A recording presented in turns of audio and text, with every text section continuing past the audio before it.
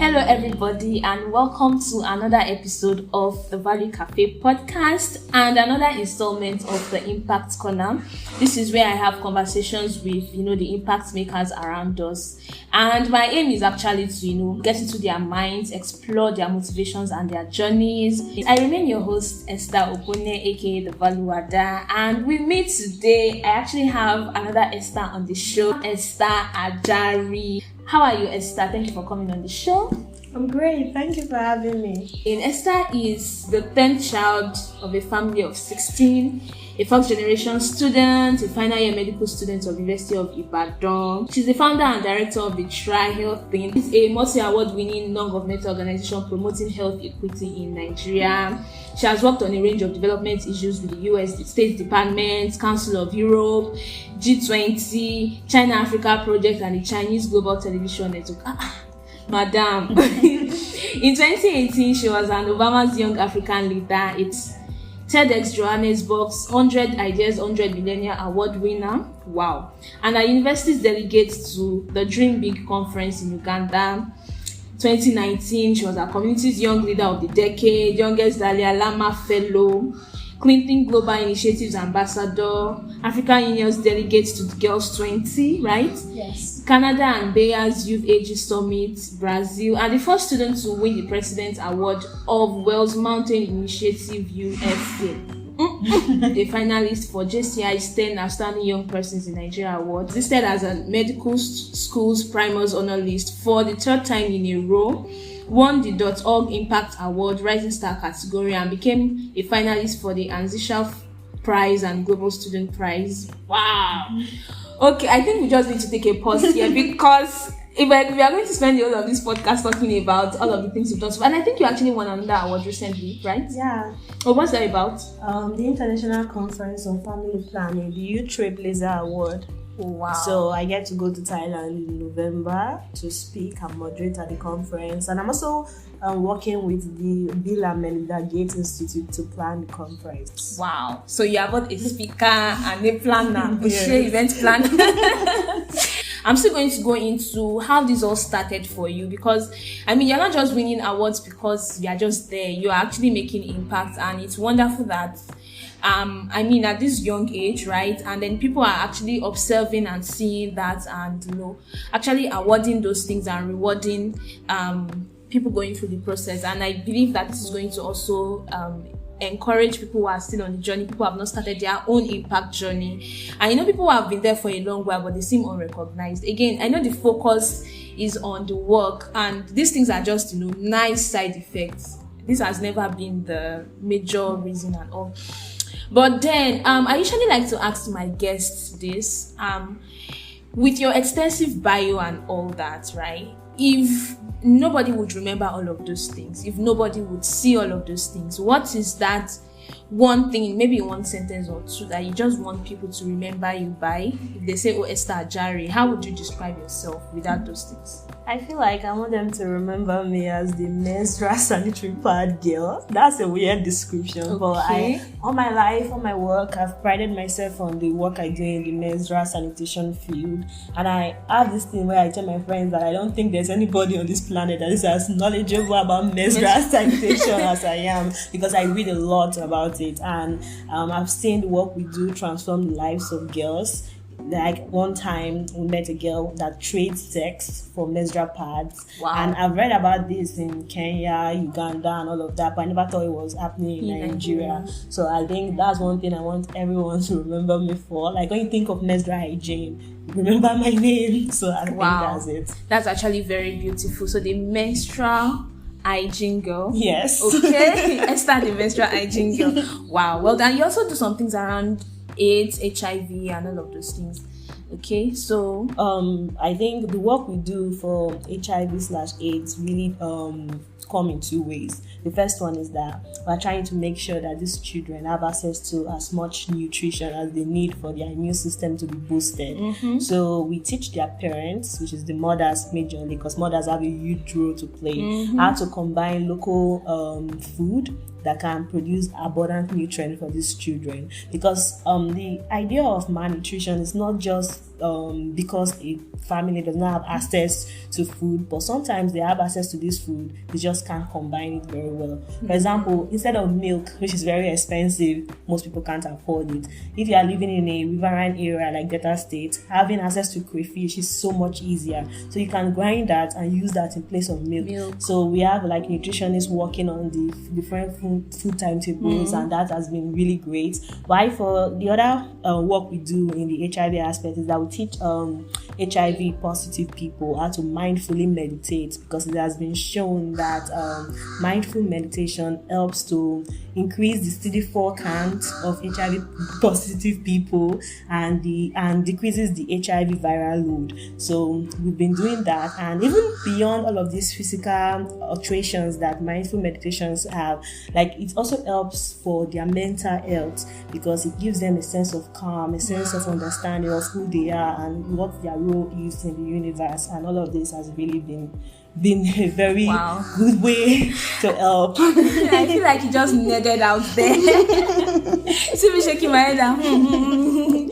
Okay, so I believe that our listeners have learned one or two things about nutrition and all of that. And it was actually pretty simple enough for many people. If you also want to know more about CD4 count, you can go on Google or you can contact her after this show.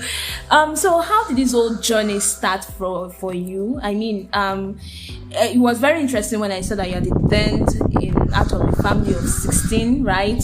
And then a first generation student, and like, can you tell me more about that?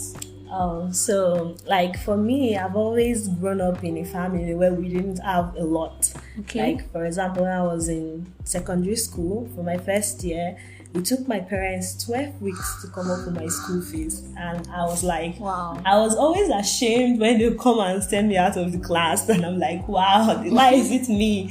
But I told myself then that I was not going to put all the all of the responsibility on my parents, that I would try my best to become first in the class so I can have the automatic scholarship that comes with being first in the class. And I did that for 6 years in a row. So my parents did not have to pay my school fees anymore, and I did not get sent out of school anymore. So for me, I've always had, since then, from a very young age, I've always had the find a problem, fix it mentality.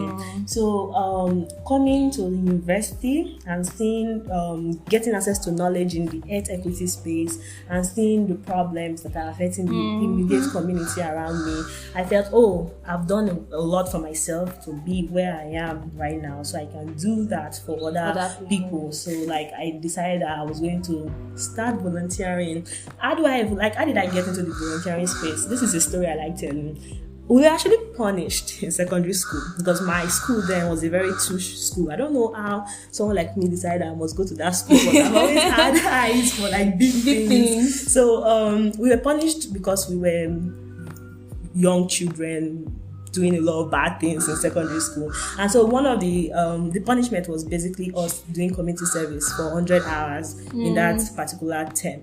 And it was supposed to be a punishment, but I actually really enjoyed the community service. So I started researching more about things like this that I can do, and that's when I discovered that there's an entire world of volunteering. And since then, I volunteered with over 25 national and international organizations. And then some things I noticed during my time volunteering was that there's some principles, some sentiments and ideology that these organizations hold really tight that I don't really reckon with, and I'm not in any position to try to change it, and I want to be able to do that. So I decided that the best way for me to be able to really do that was starting my own organization. So I started at the organization, and actually it was just supposed to be a side pet project, but then I got a lot of inspiration from different people. A lot of people were chiming in, and that was what really launched it to become like a big organization now that is doing a lot of work in the art space. Wow. Okay, so I'm actually very big on volunteering too. So I was smiling when you mentioned volunteering, and I mean it does a lot of things. I don't think that there's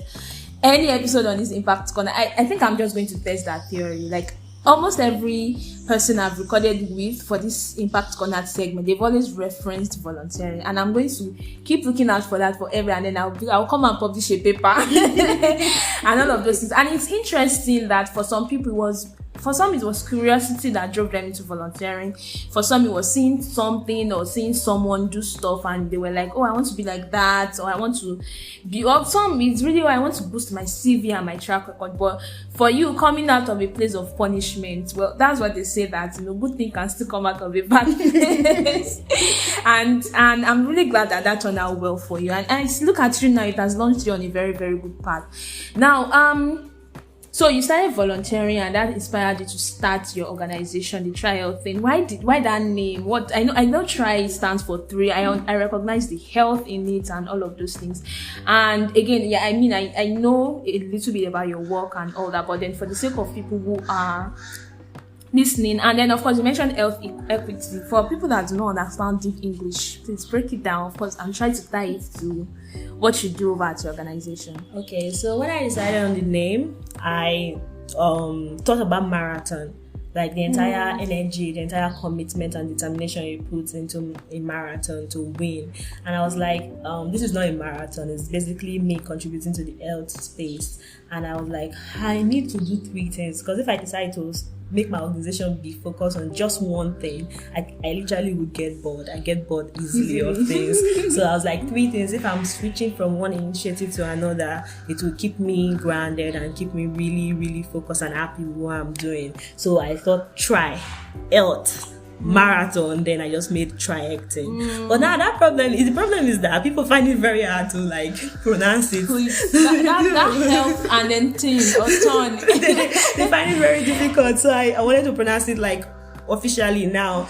The TriHealthon, that's the name of the organization. And for what health equity means, it means that we're trying to level the playing field for everybody, so that there's no one population that is termed as the vulnerable population. Vulnerable means that they don't have access to affordable and sustainable healthcare products and services. So we're trying to bring these products and services to them so that they will not be disadvantaged like they usually are. And the vulnerable populations that we work with include children, because they don't have the autonomy of self yet, women, because women have been biased, the society has been biased against us for a very, very long time, and HIV positive population because of the stigma around it, as well as those suffering from mental disorders. So those are the 4 key populations we work with. Wow, well done. And thank you. Look at you. Okay, so what has the challenges been? I mean, you are a student. That's just one thing that people need to remember. You are still a student, though you are rounding up soon, right? If as soon. Oh my goodness, Nigeria will embarrass you sometimes. But you understand, right? Yes. So you find out you're a medical student. How has it been like? Again, what level were you when you started, and how has the journey been like, combining that with school and then other things that you are involved with? I started the TriHealthon in 2018. Okay. And I was in 300 level by that time. And for me, I've always been very good at multitasking. I can be dancing at a party now, and the next 5 minutes I'm reading. My brain works like that. So yeah, the switch is usually instant. So for me, when people always think, I'm always working, I don't have time to rest or have a personal life, that's not really true. The truth is that most of the work that someone will probably do for 6 hours, I could do it in 2 hours, because I'm very ultra focused when I decide to be professional right now. So most of the times I kind of really divide my day on what I want to do. I go to school. I don't attend all the classes. Let me not lie. I'm judging you. I attend all the important classes, but not the redundant ones. So I go to classes, try to read. I read really fast, so it's like a gift. It's not something I worked on. Okay. I can give advice on how to develop that gift. And during the extra time, I love how honest that is. Yes. And during the extra time that I have, I decided to work with people. And the thing that has really helped me with this entire work is that I have very focused people working with me as well. There are some times I can't be where I'm supposed to be at, and people are there doing it. For example, we did a project last year in Sierra Leone. I was able to travel to Sierra Leone because of the COVID and all, but we had an entire team there working for us. And when we do projects in places like maybe Port Harcourt, in Bayelsa, I don't don't go there physically, but they work. People on ground they work for us. So it's like the entire team effort.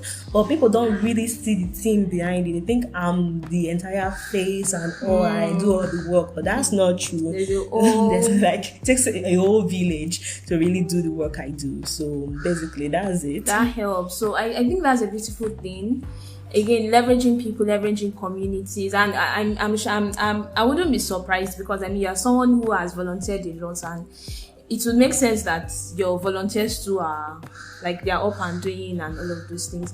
And again, I think I'm going to go back to your honesty with the whole. And again, well, maybe it also ties to maybe a bit of self-knowledge, self-discovery, and all of those things. Like, you are able to do these things because you know yourself and you know the things that you can do, and then you are leveraging on your strengths to do all of those things. So, I mean, for everybody who is listening and all of that, that is not to discourage you from, getting involved with things that, oh, she has a gift. Me, I don't have that gift. Again, recognize what works for you, leverage that. For someone like me now, my head, I multitask too. I'm into my fingers are in a number of pies and all of those things. But I realize that when it comes to doing mind work and just strategizing, it's early morning. So me, I don't usually like risking go to class, go to work, and then come back. And of course, I can force myself to get there. But the best time without having to force anything in the early morning, like when I wake up fresh, and it's like, as I say in Yoruba, when meet like the spirits, they brought overnight. So you just see me sitting there and doing something and all of those things. So that is me understanding and knowing myself and all of that. And with that, everybody can, leverage what you can. You are leveraging your people, you are leveraging your communities, you are leveraging your gifts and your talents. And of course, leveraging your experiences growing up, with a poor background and all of those things. And then you're able to make impact in the world. And I feel like everybody and anybody can do something, no matter how little. It might not be starting an organization like Esther has done, but in your own small little corner, you can do something, right? And now you've even heard on this show that crayfish can be a good replacement for milk, and you've heard that. Tell your neighbor, tell your family members, and you've made impact in their lives, because you boosted their nutrition in that way and all of that. Okay, so again, you make a lot of things sound easy, again, because you are gifted. And I know there's a lot of the hard work that goes into it, because you mentioned focus being, so like once you switch into focus mode, you are focused and all of that. But do you have some things that maybe have disadvantaged you in the past, some challenges that have been thrown your way along your journey, and how have you been able to navigate that?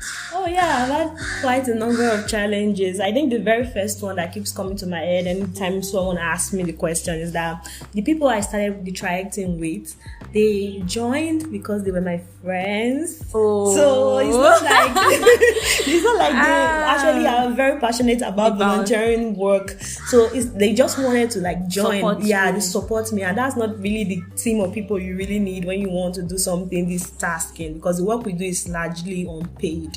So it got to a point I was so frustrated, they weren't showing up for meetings after several months. I was so frustrated that I had to draw up an entire resignation letter for all of them, and I called a meeting and I was like, okay, I'm handing this resignation letter, you should sign. They didn't sign. I'm just trying to tell you that I was so frustrated. I actually was depressed at one point. Then we're just starting the TriHealthon. It was back in 2018. So having a focused community of people that buy into your idea, not because they like you, but because they like the work you are suggesting to them, is one thing that I discovered late in my entire process, and I feel like sharing it here on this show might help someone thinking of starting something similar. And the second thing that has been a huge disadvantage was the issue of finances. So for everybody starting an organization, you're going to get to the point where you're money is not flowing in, and our outflow is getting larger. So how are we going to balance the entire thing? So for me, I'm so passionate about the work I do that I can't let it die. So I was using my pocket money at some point to pay up, and I had quite a number of scholarship as a student. So that really helped. I was not that broke considering that I was using my pocket money. So I was using that contributing my resources. My team members were contributing as well, as much as they could. So we kept on trying. We didn't give up, because the thing about getting funds for an organization is that you have to have done a lot for anybody to want to give you money to do more.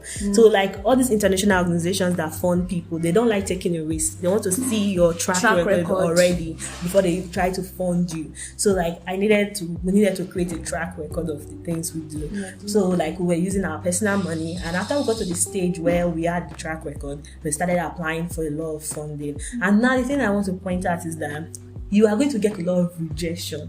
Like you hear my profile and you think, oh, she's always getting all the opportunities. No, my sister, you did not hear about the rejection.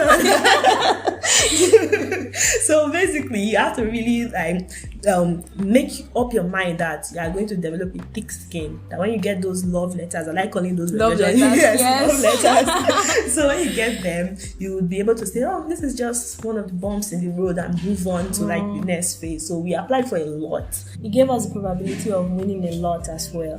Also, the last thing I want to say is that if you are like really engrossed in the work, the way I was when our team was really small and we're doing a lot of things at the same time, we're taking a lot of roles, is that some part of your personal life might suffer. You might not be able to hang out with your friends as much as you would like to. You might not be able to fool around as much as you would like to.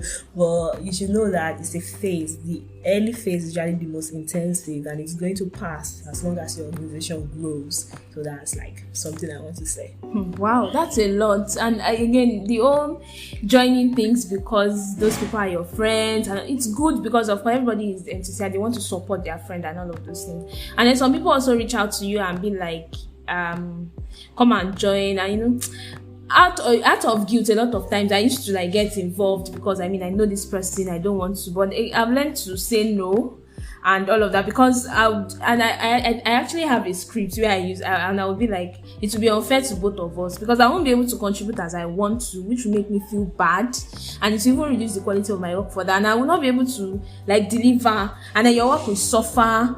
I will disappoint you, I will disappoint myself. So I can just be a friend of the house from afar. So if you need me to maybe help you share your flyers, if you need me to like maybe recommend people, if you need me to chip in one or two things that you think I'm good at, of course I can do that. But like to be sign up to be a committed member and then not bring the commitment to the table, that is going to be a lot of hard work and headache for both parties. And yeah, so on behalf of those of us that have done that before, sorry, we apologize. but then when you are not, just as a roundup, because when you are not busy doing stuff and saving the world and all of that, what do you do? How do you unwind? What are the fun things you do? Actually, I do a lot of fun things. Okay. When you mentioned party the other time, I was like, okay. I think one of the things I constantly do is that if you know me, you know that I'm always on my earpiece. I love listening to music. Okay. It takes me to a new world where everything is calm, everybody's safe, and everybody's happy. So that's one thing I love doing. I love watching movies. Okay.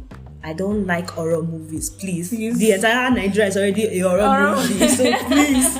Then the third thing I like doing is that I like dancing. If you catch me on the dance floor, there's a high chance I will dance you. That's just the truth. And apart from all of those tiny hobbies, I also like mentoring people. And it's not really professional mentorship of anything. It can be a personal form of mentorship. You want to grow to become a better person, to develop some core values in yourself. So I love doing that, although right now I have a lot of mentees, so I'm not taking any new mentees. I wanted to say, please, in the presence of God and my listeners, so let me rope it.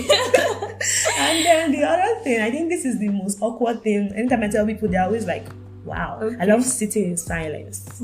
Yeah, I just love being alone and being with my thoughts and just being able to relish the environment.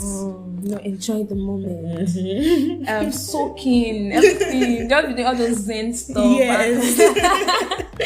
Okay. And that's a thing that actually came with the Dalai Lama fellowship I had in 2019. So like they taught us a lot about contemplative style of leadership, about meditating, yoga, different things. So Please, if you see the application, call for application to the Dalai Lama Fellowship. Apply. I will help you review your application. That thing will change your life. The fellowship actually changed my life. So. Oh, okay. Wow, that's very beautiful. Look at C now. Small thing. She's trying to extend value to everybody. So on this show. Okay, so when you say that people can reach out to you and you help review their application, how can they reach out to you? What channels do you prefer? And of course, if they also want to check out your work more, you can just tell us the channels and. Oh, so I think my LinkedIn is really filled with a lot of my work. So you might want to go there. My name there is Esther Ajari. So you can go there. But if you want to reach out to me, I prefer that you reach out to me via a text message. Because if you reach out to me on any other social media platforms, the chances that I will see your message is very, very, very low. It will take a long while. Yes. But if you send me an SMS at 07049354687, I would be able to reply. Okay. All right. So she has opened her. Please, serious inquiries only. Don't go and be spamming her with this. I sell this. I sell. I sell this. I sell this. You get, and of course, introduce yourself. That you got a number from this show, so that it's easy for her to place it, and you don't need to wait for her to reply your hello before you send. Just in one message, hi, my name is this and that. I got your contact from the Value Cafe podcast. I'm reaching out to inquire, and it saves a lot of stress from both persons because you are a strange number and she'll be wondering who is this, and then you send hello in the morning, she will reply hi in the night, and all of you will now be doing hello hi, hello hi, hello hi. Just go straight to the point, introduce yourself, and it saves a lot of stress for everybody. Thank you so much, Esther Ajari. Thank you so much for coming on the show. Actually, I enjoyed myself, and see, if you could see me behind the scenes, I was smiling and nodding my head and all of that, and well done. And I'm looking forward to more awesome stuff coming from your corner. And to everybody who listens to this, we are rooting for you, and we look forward to awesome stuff coming from you too. I look forward to hosting other guests on this episode and getting your feedback. Let me know what you thought about this, the stuff you picked up, the stuff you agreed with, that you didn't agree with, the clarifications you need, what you learned, the highlights, the lowlights, everything. And of course, share with your friends. You can reach out to me personally as the Value Cafe Pod, or search for Esther Opone. You can follow the Value Cafe across all social media platforms at the Value Cafe. Use the hashtag as the TVC Pod. You can also send your feedback or inquiries to the Value Cafe Pod at gmail.com. Also, if you want to, get on the show yourself, or you want to nominate a guest or suggest a topic or a guest or something, or you want to partner with me, you want to collaborate, you want to sponsor me, you want to ask for my account number to support this ministry, you can also reach out to me on any of those channels. Thank you so much for joining the conversation this week, and I'm going to see you next episode. Bye.